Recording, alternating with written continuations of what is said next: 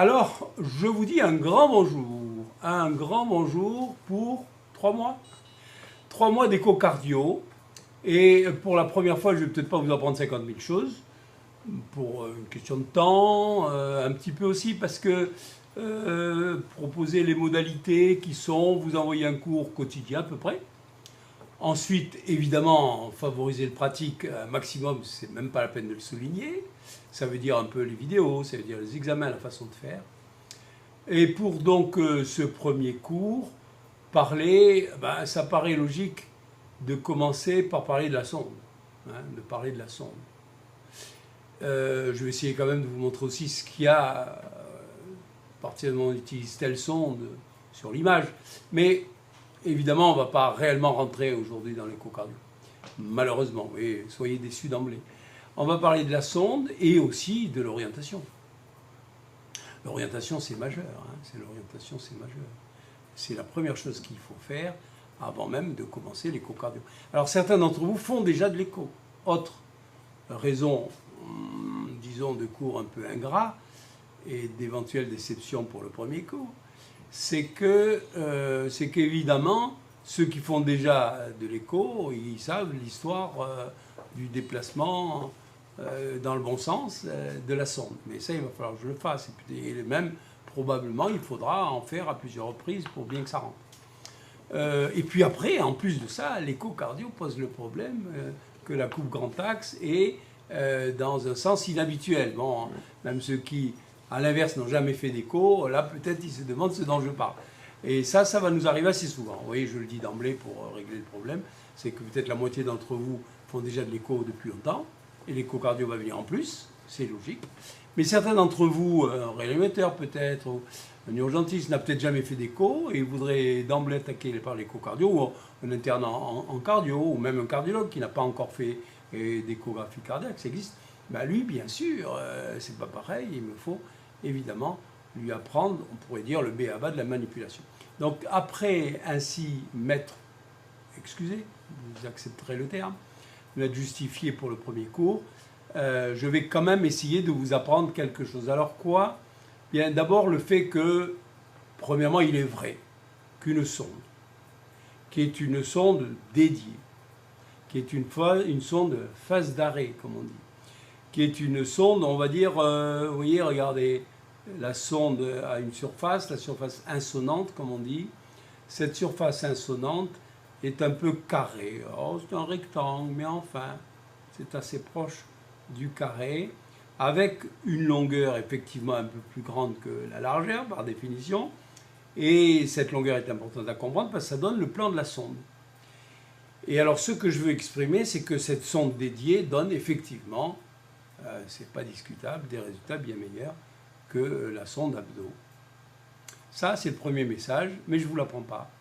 On comprend bien qu'une sonde cardio, par définition, va être meilleure qu'une sonde abdo. Et le deuxième message, c'est que la sonde abdo est utilisable.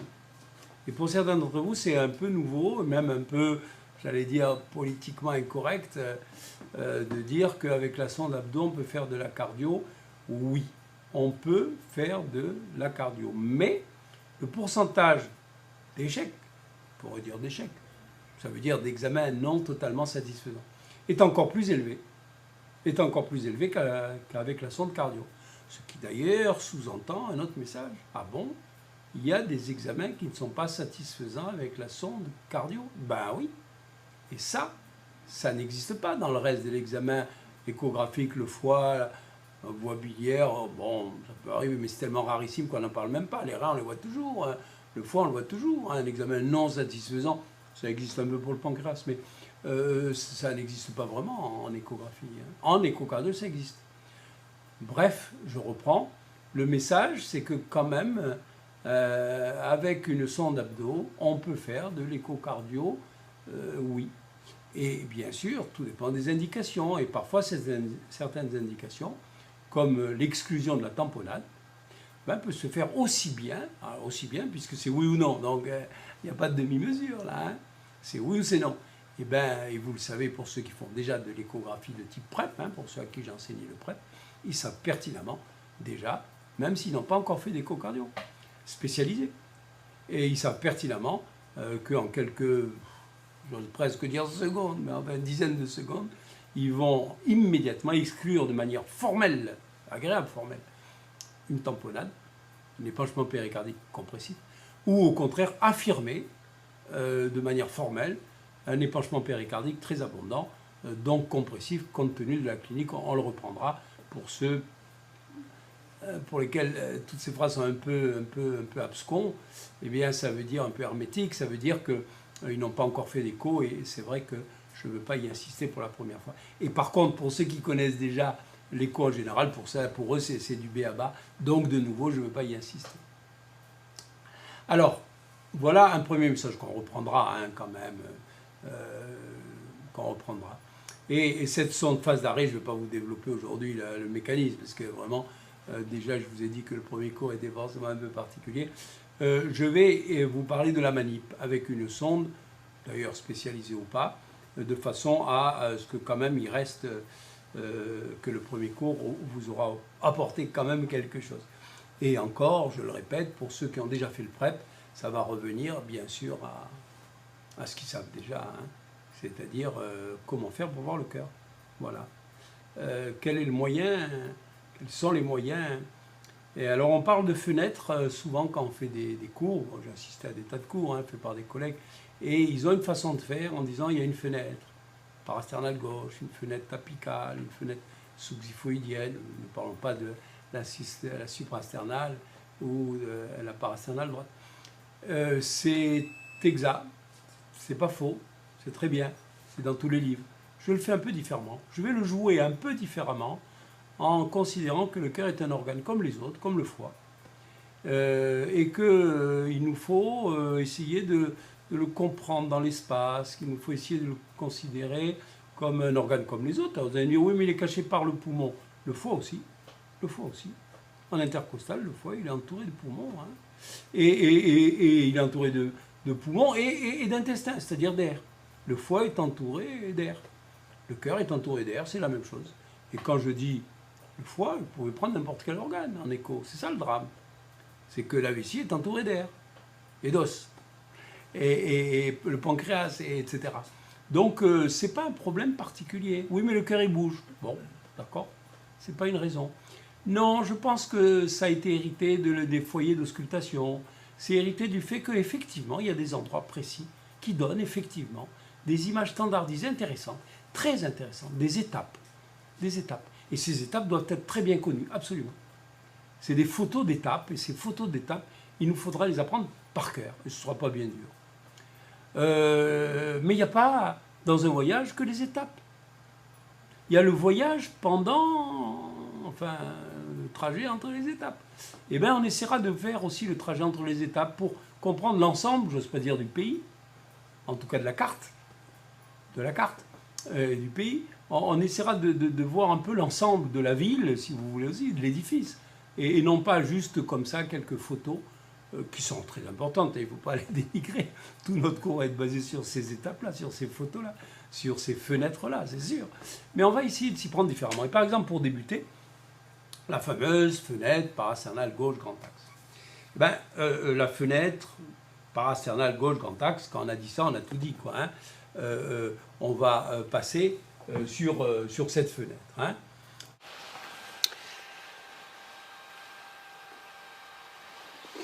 Vous voyez, au fond, je pourrais commencer le cours en vous disant, nous allons mettre la sonde sur le 4e espace intercostal en parasternale gauche, ce serait tout à fait vrai. Et puis, à cet endroit-là, qui est la fenêtre, nous allons obtenir telle image, que nous verrons en détail, bien sûr. Hein. Si j'ose dire, on va voir que ça pendant 3 mois. Ne vous inquiétez pas encore. Et puis à cet endroit-là, on va tourner dans un sens, dans l'autre, de nouveau, on verra. Ce serait bien. Et puis on fera aussi le 5e espace intercostal, à tel endroit, oui, j'essaie de vous le montrer un petit peu, et c'est à cet endroit-là que vous aurez l'image. C'est pas inexact, mais on va s'y prendre un petit peu différemment. On va essayer de dire, au fond, nous faisons du thorax, eh bien, ça sera peut-être le 4e espace intercostal qui va nous donner la bonne fenêtre, mais ce sera peut-être le 3e. on va s'adapter plus à l'image échographique qu'autre chose. Un peu comme quand on fait une autre échographie, quelle qu'elle soit, quelle que soit sa nature. On ne dit pas qu'il faut à tout prix être à tel endroit pour avoir telle image. C'est l'image qui commande. Ben, on va faire un peu pareil. Et puis ensuite, quand on aura l'image qui nous convient, on va en quelque sorte continuer à faire de l'échoscopie pour aller vers une autre fenêtre. Et en réalité, on va s'apercevoir que la notion de fenêtre, veuillez me pardonner, n'existe pas. Ça veut dire quoi? Ça veut dire que tout est fenêtre à partir du moment, bien sûr, on voit le cœur. Hein. Si on voit du poumon, on voit pas le cœur, il n'y a pas de fenêtre. Mais à partir du moment où on est sur le cœur, or le cœur, lui, c'est un gros paquet qui est là contre la paroi thoracique, et où que je mette ma sonde, n'importe où, je vais voir du cœur. Vous voyez, je la mets n'importe où, et vous devinez bien, évidemment, hein, vous êtes médecin, j'ai pas besoin de... Vous savez que vous allez voir du cœur. Vous voyez, il y a là-bas quelque chose qui bouge sur notre écran, évidemment. Quelle fenêtre c'est? Ben, je sais pas. Par contre, je suis capable de nommer les structures que je vois, je suis capable de les suivre en faisant de la scopie, comme n'importe quelle autre échographie, et la suivant, évidemment, telle ou telle structure, eh bien, je vais peut-être aller effectivement à telle fenêtre. Alors du coup, je vais sur notre fameuse fenêtre parasternale gauche grand axe, et d'ailleurs, on va, je vous montrer, j'ai ma sonde, pardon. Là, j'ai bougé avec ma main qui était devant. Et donc, voilà, hein, je mets ma main gauche juste pour que vous voyez comment est ma sonde. Ou même si vous ne la voyez pas bien, ça va, je vous expliquerai après. Mais ce que je veux exprimer, alors on va mettre maintenant l'image quand même en grand, parce que c'est le but de la manœuvre, c'est que j'ai obtenu l'image. Et alors, cette image-là, on va la prendre par cœur, hein, on va la voir, l'image normale d'abord, sous tous ses détails, et ça sera très très important. Mais c'est, quelque part, cette image-là qui commande. Plus que parasternal gauche, grand axe, est-ce que je suis au 4e, au 3e? Je ne le sais pas, je vous avouerai. Est-ce que j'ai compté mes espaces? Ben non. Et est-ce que j'ai tort? Ben, je veux dire que j'ai raison. Ce qui compte, c'est d'avoir la bonne image. Et donc, ce qui va compter pendant donc plusieurs jours de suite, c'est d'apprendre à fond cette image de façon à être sûr d'être au bon endroit. Il est vrai qu'il y a un critère important, c'est d'être vraiment parasternal. Si un jour vous n'arrivez pas, et sûrement ça va, vous verrez, vous mettrez votre sonde, vous n'allez pas réussir, ah mince, je comprends pas, j'ai pas ce que je veux, ben c'est que vous n'êtes peut-être pas parasternal. Il faut être vraiment parasternal. Parasternal, ça veut dire quoi? Le plus près possible du sternum. Et on a tendance, quand on débute, à s'éloigner un peu du sternum. Là, vous voyez quand même un peu ma main, hein, et on a tendance à s'éloigner un peu du sternum, et du coup on n'aura pas les images qu'on veut, et encore une fois, que vous ne pouvez pas bien comprendre, puisque je ne vous ai pas expliqué ce qu'est l'image elle-même. Mais voilà, un premier message majeur, qui est une évidence même, puisque la fenêtre c'est parasternal, ben, il faut être parasternal. Et souvent, vous aurez besoin justement de regarder en quelque sorte votre sonde sur la peau. Vous aurez peut-être besoin de dire, voyons, est-ce que je suis au bon endroit? Et cette fois-ci, c'est vrai, en regardant aussi la position de votre sonde. Regardez votre sonde de temps en temps, sera utile. Alors vous allez me dire, ben, c'est ça la fenêtre. C'est un peu vrai. La notion de fenêtre est importante. La fenêtre parasternale, gauche, grand axe, est très importante au niveau à peu près du 3e ou 4e espace intercostal. Après, et pour avoir l'air de vous apprendre quelque chose pour ce premier cours, comment on a cette image? Eh bien, cette image, on l'a parce que c'est une image grand axe. C'est une coupe grand axe du cœur. Le cœur est, on pourrait inverser les images. Le cœur, c'est un organe qui est allongé. Vous voyez, c'est un organe allongé. Vous le savez, je ne vous l'apprends pas. Il a une pointe, vous le savez. Il a une base, vous le savez aussi. C'est un organe allongé. Et donc, avoir une coupe grand axe, ça veut dire qu'il passe par son grand axe. Ça veut dire que la coupe va être oblique, puisque bien sûr la pointe du cœur est évidemment plus podale, hein, plus caudale et plus évidemment latérale, plus à gauche, c'est une évidence. Donc, ça va être cette inclinaison-là qui va nous intéresser. Et comment je vais l'obtenir? Eh bien, je vais être fidèle à mon système. Au lieu de vous dire, eh bien, vous vous mettez pile comme ça, selon une coupe, et d'ailleurs, là, je l'ai pas mal, je regarde mon image là en même temps, du coup, et c'est vrai que c'est pas mal. Au lieu de dire, vous allez vous mettre exactement comme ça, une coupe qui est d'ailleurs un petit peu dirigée, au fond, vers l'épaule droite.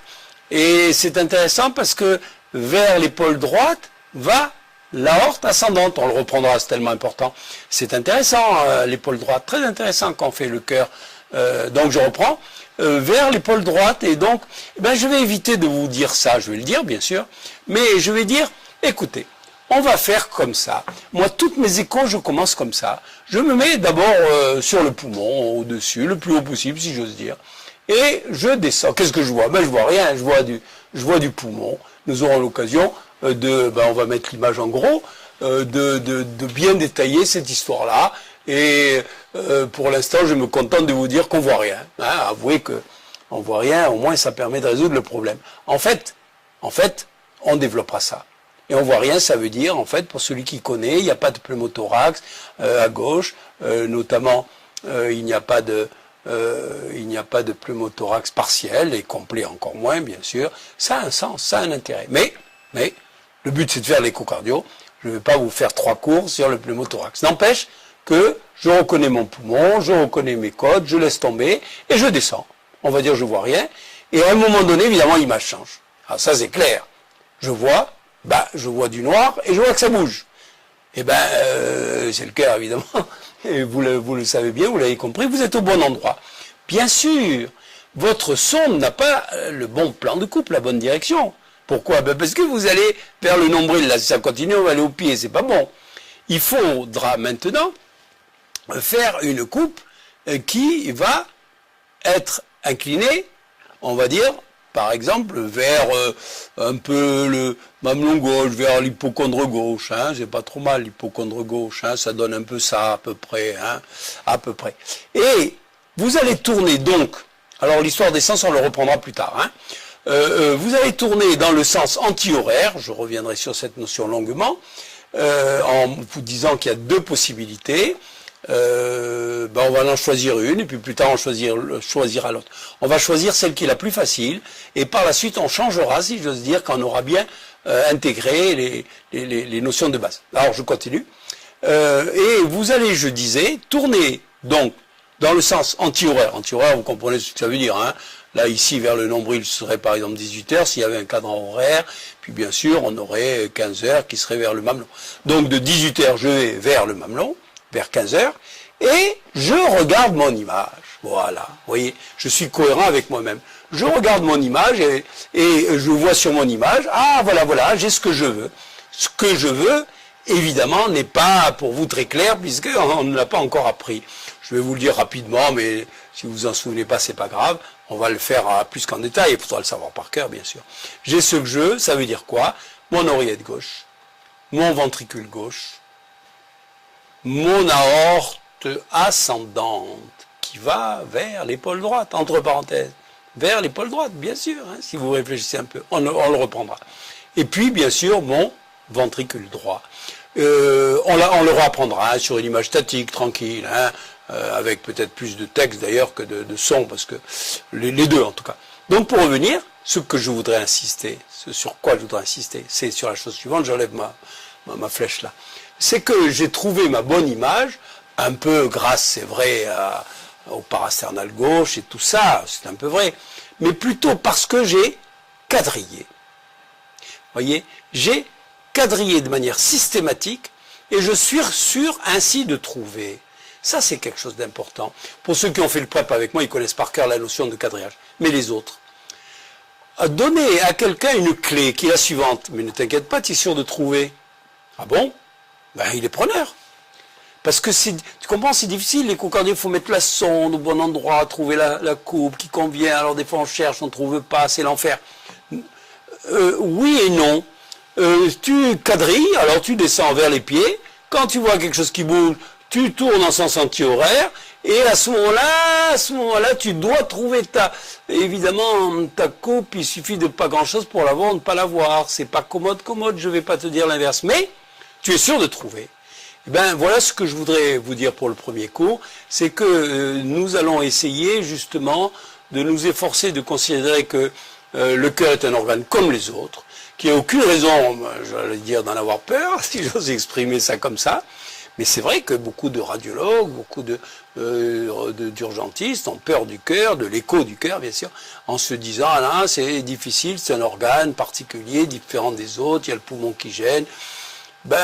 C'est pas vrai du tout. C'est un organe comme les autres, et entouré de poumons, ou d'air en tout cas, d'air comme les autres. Et pour trouver les coupes, il faut faire comme on le fait pour le foie, ou pour l'aorte, pour n'importe quoi. Il faut s'appuyer sur l'image pour avoir, bien sûr, les images bien typiques, celles qui sont évidemment la référence. Je ne vais pas vous dire que les images étapes ne sont pas importantes, les photos d'étapes sont majeures. Donc, ça veut dire aussi qu'il nous faudra apprendre les images étapes par cœur, mais il nous faudra aussi apprendre, et ça, au fond, peut-être que ça sera une spécificité de mon enseignement pratique, justement, je vous apprendrai aussi comment faire pour obtenir les images. Et ça, je pense que, quelque part, c'est un effort qui, peut-être, devrait être fait davantage dans les enseignements d'échocardio. Voilà. Eh bien, écoutez, on en reparle. À demain. Bye bye.